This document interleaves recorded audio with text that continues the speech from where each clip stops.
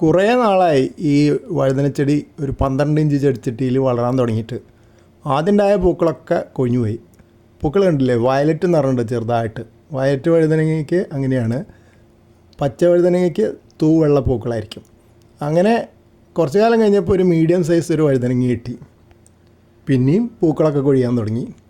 അങ്ങനെ വീണ്ടും കുറേയും കൂടെ കഴിഞ്ഞപ്പോൾ വീണ്ടും ഒരു ചെറിയ വഴുതനങ്ങ ഉണ്ടായി. ഇതിപ്പോൾ മൂന്നാമത്തെ വഴുതനങ്ങയാണ് ഇപ്പോൾ ഉണ്ടാവുന്നത്.